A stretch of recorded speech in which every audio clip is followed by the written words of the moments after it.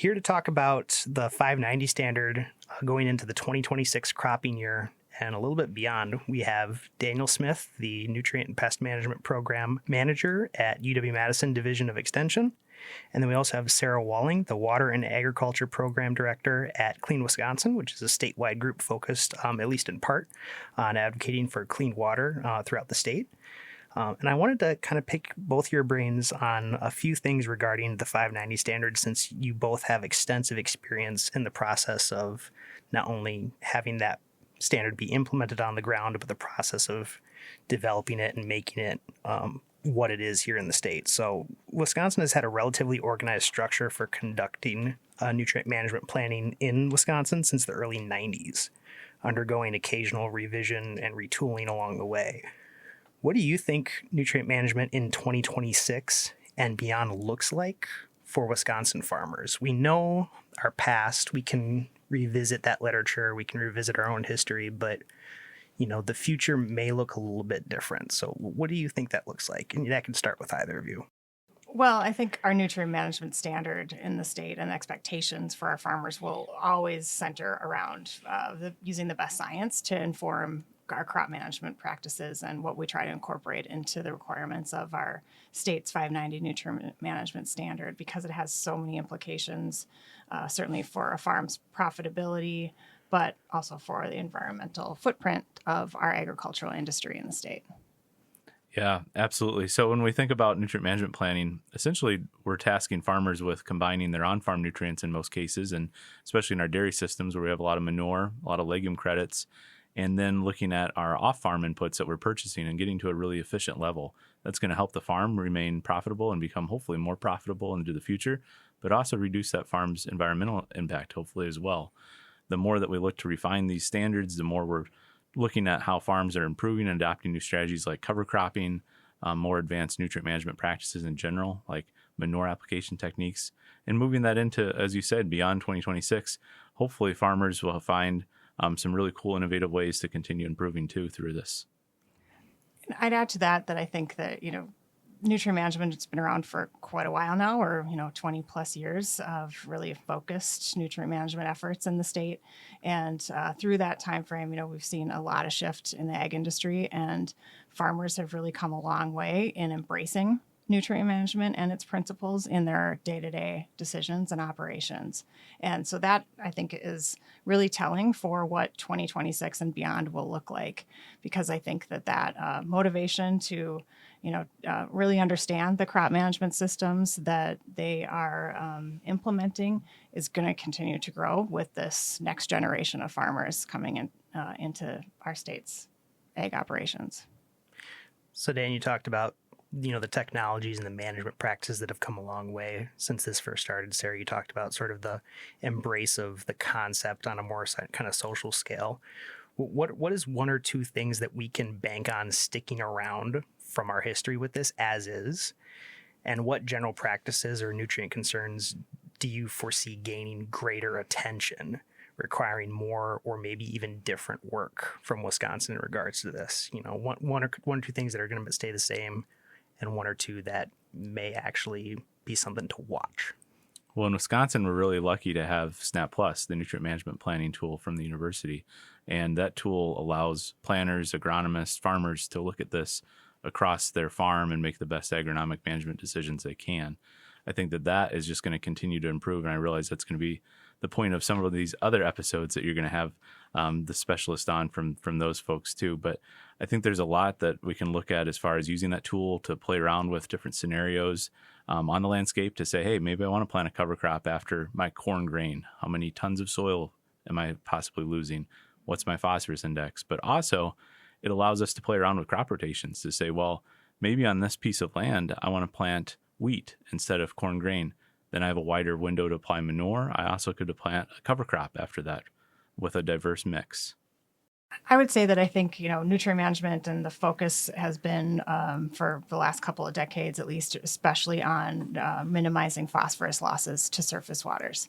And while that's been, really important and a a necessary component of nutrient management. I think that, that's trying to address that kind of the visible impact of nutrient runoff to water systems.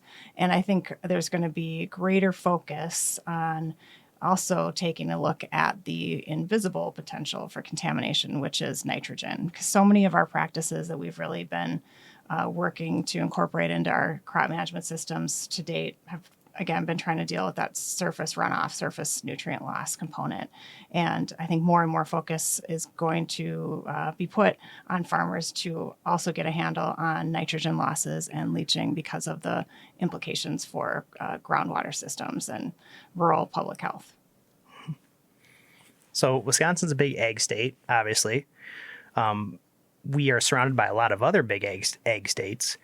So as far as Wisconsin goes, what are we doing really well when you place us next to other peer ag states? I always like to, judge performance of sort of a public, service or sort of a public investment practice as compared to what.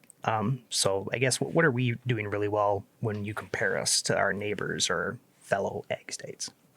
Well, I've had the opportunity to work on agricultural policy issues and nutrient management in particular across all the Great Lakes states and a couple of the roles that I've had in my career. And so being able to compare what we're doing here in Wisconsin and what our farmers are willing to take on compared to other states like Michigan and Ohio has been really enlightening for me. And to that end, I think what we do really well and our farmers need credit for is they've really been willing to talk to each other over the last several years. I think the expansion of the producer-led watershed protection grant program is a great example of that, and being willing to kind of socialize ideas and become more accepting of alternative practices through mechanisms like that have really kind of pushed us over the top and allowed some of those alternative practices to get socialized to the point that other people wanted to give it a try, and really reduces that risk for those farms. So I'd say that's one of the components. The other thing is, as Dan had mentioned, is we have SNAP Plus. That's a tool that no other state in our region can lean on to be able to ensure that they're all agencies, all farms of all types and sizes are all on the same page when it comes to what's required in a nutrient management plan, and having the ability to figure out whether or not you are complying with, erosion rates or your phosphorus index, getting a chance to be able to play with crop management and crop rotations to maximize, your environmental risk reductions, and, really try to deal with some of the sensitive issues that each farm uniquely has. I've talked to some other extension agents who have visited other states, and they use the word amazed when they show their colleagues in other states SNAP Plus, because they've never heard of it or seen anything like it before. Well, you also see, because of that, I think all of the agencies and the academic institutions like UW all really being able to work together on this common approach too. And I think that really that SNAP Plus is really invaluable in that whole relationship of how our agencies are able to work with each other on regulatory and incentive-based programs to try to accelerate adoption of best management practices through nutrient management planning. Mm-hmm. Dan, you've also been around other states around the Midwest and neighboring states, visiting and talking with people and working in your history. What do you think Wisconsin is doing really well when you place us next to our peer ag states? Yeah, I'm going to 100% agree with Sara, and the education component the farmers share with each other through the producer-led watershed groups, through the demo farm networks, getting together in that peer-to-peer learning seems invaluable. I don't think a lot of other farmers in other states necessarily have those same opportunities. I think they all want to have those opportunities, but they just don't have those easy facilitated producer-led groups around those watersheds to do that. Mm-hmm. Yeah, even going back to some of the stories that I've heard when I talk with farmers who implemented their conservation practices that they still tout, to this day, a decade, 2 decades, 3 decades ago, there's always some component in there about either their hesitation to do it because of that social acceptability aspect of it. I like that word, that you used earlier, Sara, when you kind of, it all hinges on something becoming either something that at least one person is able to take on, and then it sort of becomes socially acceptable for others too. In general, that seems to be this barrier that once it's broken through, it can really start to have a domino effect in some really good ways. So Well, thank you, Dan and Sarah, for joining us on this episode of Field Notes today. We hope to have you back for maybe some future ones on nutrient management and other topics too. Thank you both. Thank you. Thanks, Landon.